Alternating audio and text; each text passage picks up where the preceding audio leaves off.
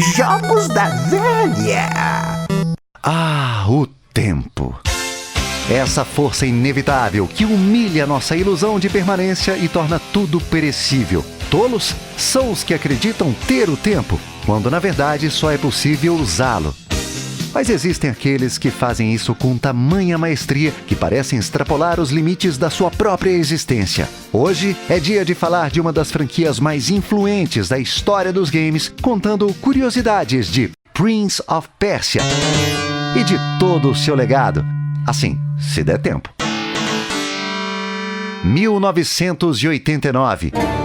O jovem prodígio Jordan McKinney, inspirado por seu filme predileto Ladrão de Bagdá de 78, desenvolveu um game que se tornaria obrigatório para todos os jogadores de PC. Um jogo de aventura em 2D do gênero plataforma que abusava da criatividade em seus obstáculos e quebra-cabeças para trazer um desafio engajante. Assim era Prince of Persia.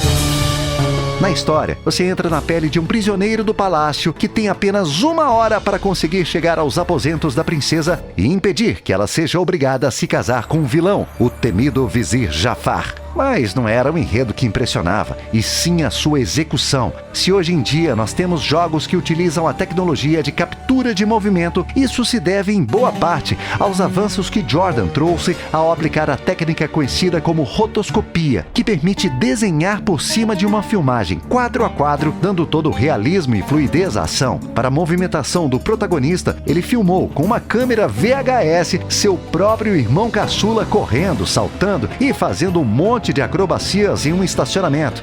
Viu? A importância de fazer o irmão mais novo de escravo?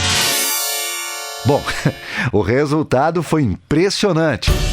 Mas ainda faltava algo: o combate. No caso, de espadas. O primeiro game a fazer isso. Pronto, agora sim, Prince of Persia é lançado e não poderia ser melhor. O game, publicado pela Brother Band, vendeu aproximadamente 2 milhões de unidades, garantindo uma sequência. Prince of Persia 2, The Shadow and the Flame, de 93, representa um nítido avanço nos gráficos, sons e movimentos. Ofuscado por outros títulos lançados naquele ano, o jogo não emplacou como esperado.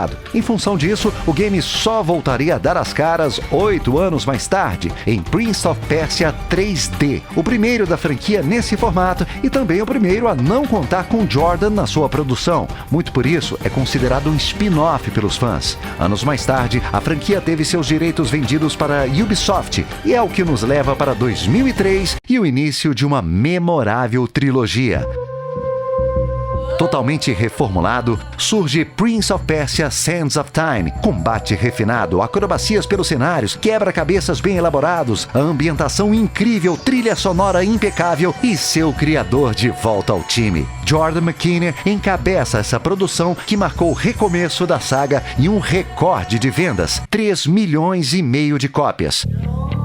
Sua continuação foi o polêmico Prince of Persia Warrior Within. Sendo o título mais soturno da série, ele destoava da proposta original, desde a trilha sonora até a violência gráfica que não economizava na sanguinolência. O game acabou dividindo opiniões, mas a trilogia voltaria aos eixos no seu desfecho, com Prince of Persia The Two Thrones, de 2005.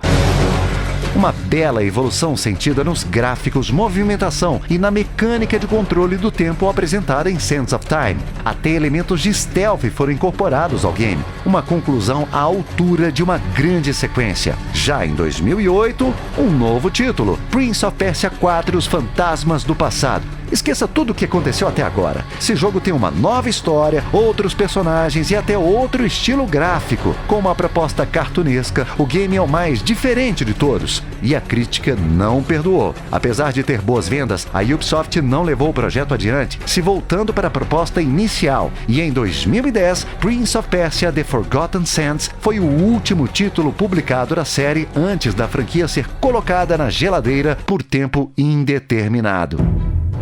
Além desses, vários games paralelos que carregam o nome Prince of Persia foram lançados para diversas plataformas, e até Hollywood homenageou a saga com um filme de orçamento milionário que, se não foi brilhante, pelo menos não fez tão feio quanto outras adaptações de jogos para o cinema. Ainda hoje, vira e mexe, surge um rumor de um novo Prince of Persia, apesar de nada ser oficializado. No entanto, a impressão é de que a franquia nunca deixou de existir. Ela está presente em God of War, Assassin's Creed, Tomb Raider e mais um monte de outros games que beberam da mesma fonte, Prince of Persia, um jogo que se recusa a desaparecer nas areias do tempo.